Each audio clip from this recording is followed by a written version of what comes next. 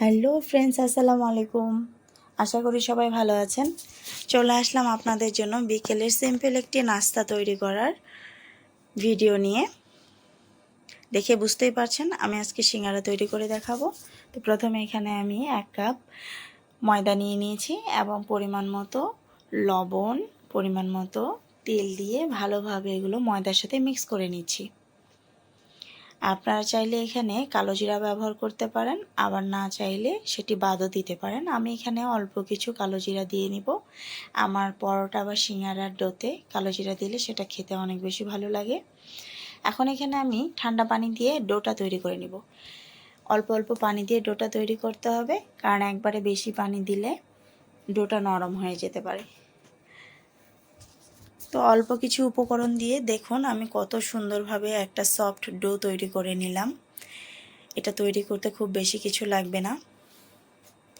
দেখুন হয়ে গিয়েছে আমার ডো তৈরি করে। এখন এখান থেকে সামান্য পরিমাণে নিয়ে আমি বেলে নিব।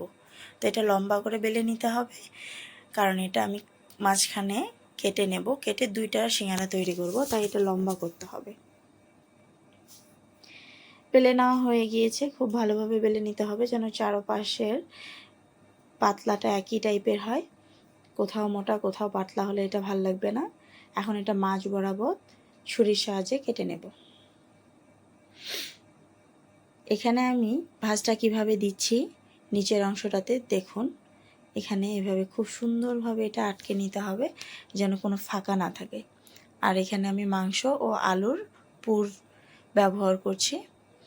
আমার ভিডিওতে এই পুর তৈরি করার ভিডিও আমি আগেই দিয়েছি আমার চ্যানেলে, আপনারা চাইলে সেখান থেকে এটা দেখে নিতে পারেন।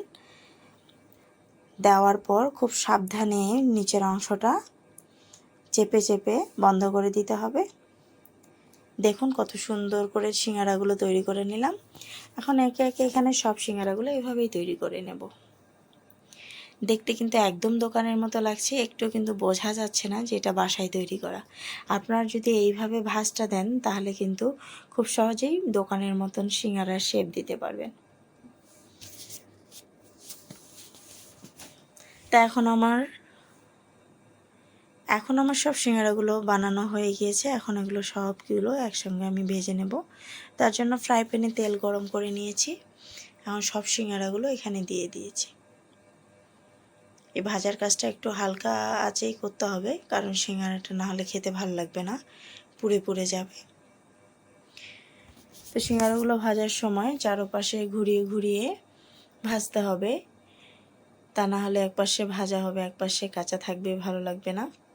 দেখুন এগুলো আমি এখন উল্টে পাল্টে ভেজে নিচ্ছি। তবে এই ভাজার কাজটা যদি কড়াইতে করা যায় তাহলে বেশি ভালো হবে। ডুবে গেলে ডুবা তেলে সিঙ্গারা ভাজাটা বেশি ভালো হয়।